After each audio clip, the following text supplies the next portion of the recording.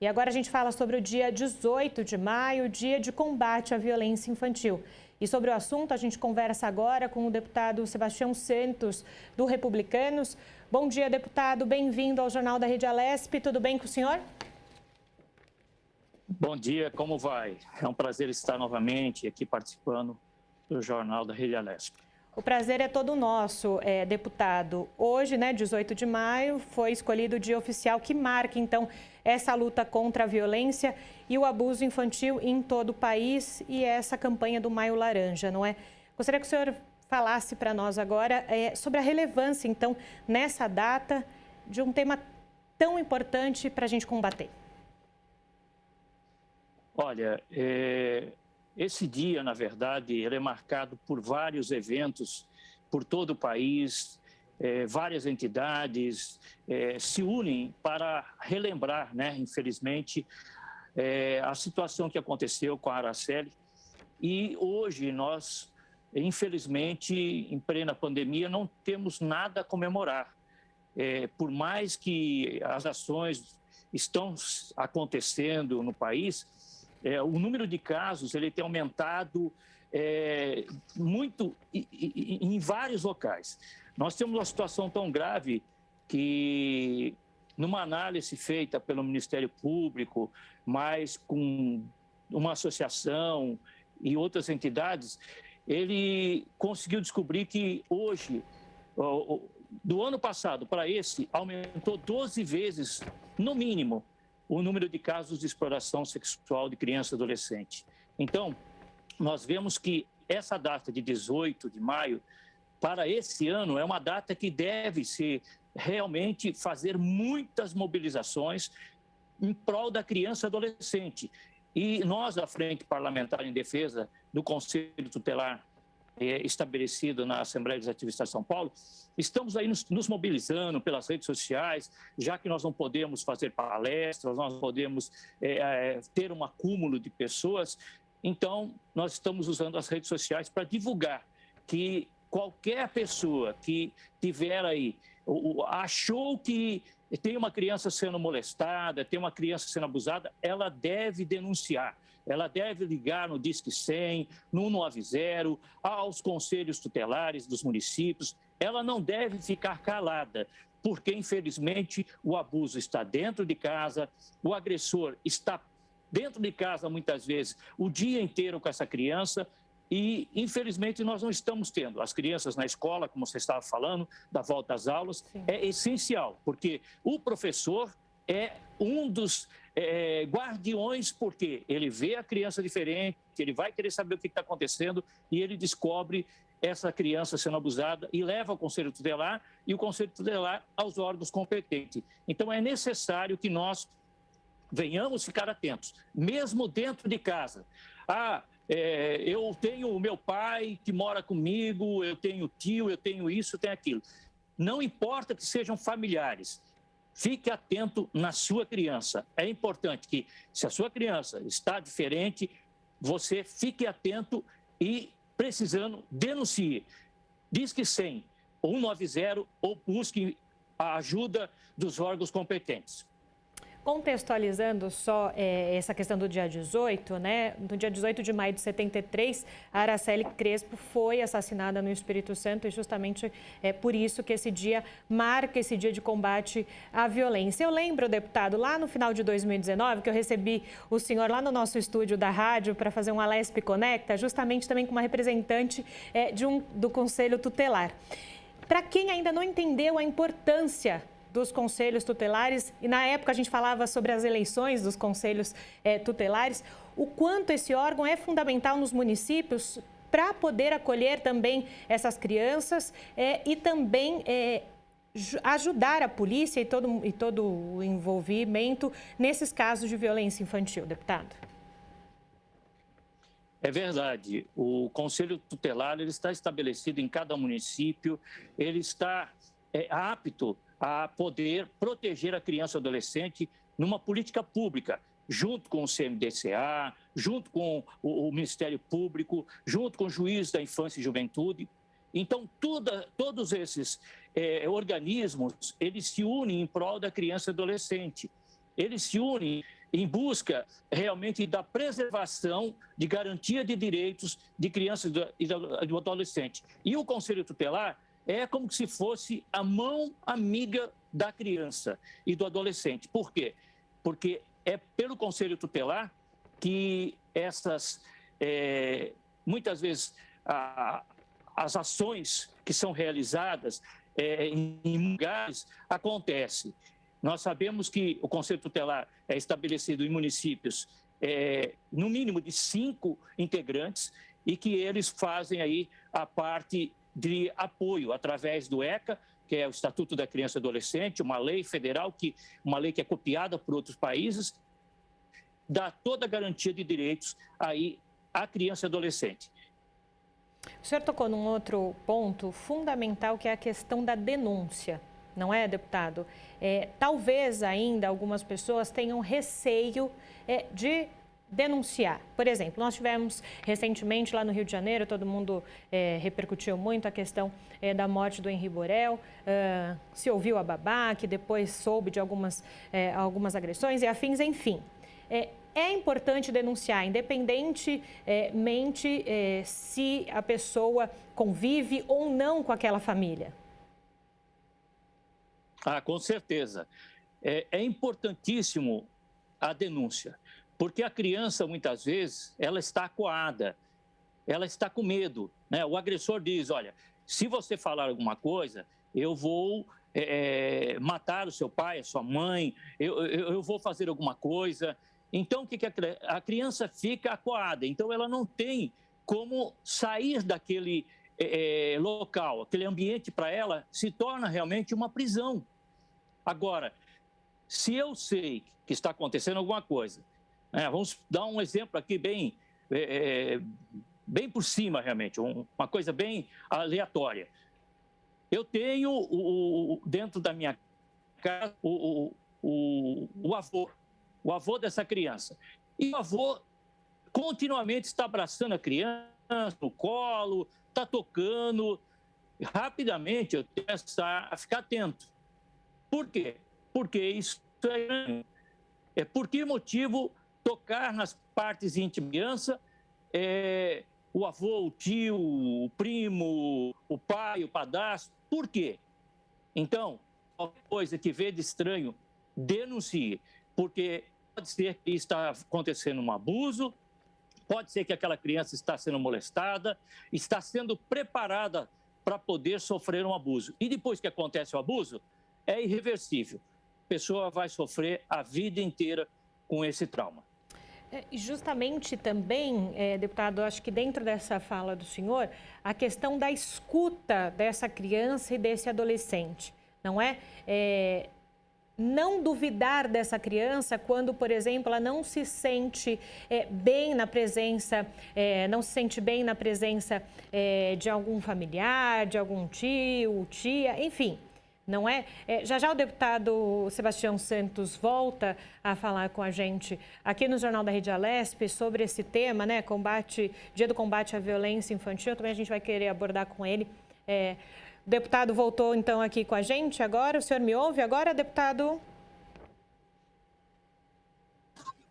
Sim, estou ouvindo. Então, só retomando a internet está muito ruim. Não tem problema, mas vamos ouvi-lo. Voltando, então, à minha questão anterior, né? Sobre o ouvir essa criança e esse adolescente. Quando ela não se sente bem em um ambiente próximo a alguma pessoa, é importante não duvidar dessa criança. A criança, o que ela falar, para todos os efeitos, ela está certa e a outra pessoa está errada.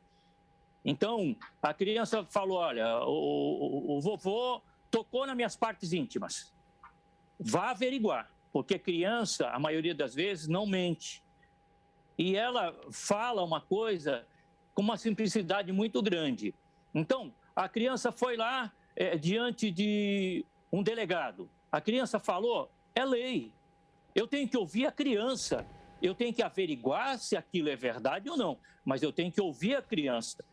E porque eu estou ouvindo, eu vou levar essa criança aos órgãos competentes e se houver realmente alguma coisa, eu tenho que separar essa criança desse agressor. tocar numa criança já é uma agressão. Meu filho está indo na rua, aí alguém vem e toca nele, ele foi agredido. Agora, muito mais dentro de casa, pelos pais, pela família, muitas vezes essa criança é agredida. E as maiores agressões, e crianças, nós estamos falando de 7 meses, nós estamos falando de crianças de 1 ano, de 3 anos, nós estamos falando de crianças em tenra idade, crianças que não têm como se defender de forma alguma, que não sabe falar, que não sabe ter nenhuma reação. Então, o abuso da criança e do adolescente é uma coisa, é algo de terror. Na verdade, a lei deveria ser muito mais rígida quanto a esses casos.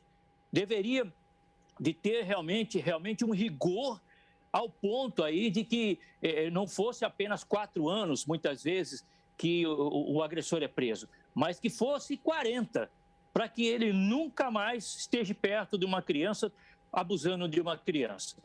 Então, o Dia Nacional de Combate ao Abuso e Exploração Sexual de Criança e Adolescente, que nós falamos, comemoramos, na verdade, nós tiramos esse dia para nos mobilizar em prol da criança e adolescente do nosso país. O senhor tocou numa outra questão essencial, a questão da punição desse agressor, né? Pela fala do senhor, me parece que ainda precisamos avançar nessa legislação. É isso? Sim, precisamos muito. Veja que houve uma modificação na lei dos animais. A lei dos animais ela se tornou tão rígida que a pessoa matou um animal, ela já vai presa. A pessoa agride uma criança, praticamente destrói a vida da criança pelo resto da sua existência e muitas vezes o camarada, num depoimento, ele sai de um lado da porta, a criança sai pelo outro e não acontece nada. E quando acontece, a lei diz que esse infrator vai ter 4 anos de prisão, que muitas vezes ele cumpre dentro do presídio lá, trabalhando e vai ficar 1 ano e 8 meses apenas. Então, nós precisamos de uma legislação muito mais severa para esse tipo de caso de pedofilia, caso de abuso de criança e adolescente, não importa o tipo de abuso, se é psicológico ou não é. Olha, nós precisamos cuidar das nossas crianças. E hoje eu quero conclamar, quero chamar a todos os homens e mulheres que estão envolvidos no setor de garantia de direitos para que eles se mobilizem através das redes sociais, de qualquer forma, mas que façam ações para alertar os pais, para alertar as crianças e para fazer realmente haver o direito da criança e adolescente realmente ser exercido no nosso país. E ao que me parece, deputado, essa sensação de impunidade, não só com relação a esse tema que nós falamos agora aqui no Jornal da Rede Alesp, mas também de outros tipos de crime, acaba sendo um grande gargalo para que esses agressores continuem achando que nada pode acontecer com eles, né? Essa sensação de impunidade, qual que é a análise que o senhor faz justamente dessa sensação de impunidade que se tem tanto no Brasil? Olha, infelizmente, o nosso país, ele carece de legislações, principalmente na questão dos direitos humanos. Nós temos a criança e adolescente como mais um, e não deveria ser isso, porque o ECA está completando 31 anos, mas o ECA nem em pé ainda ficou. Por quê? Ele está apenas como uma lei, como uma regra, só que, infelizmente, quando você vai buscar dentro do ECA o cumprimento, você tem várias dificuldades.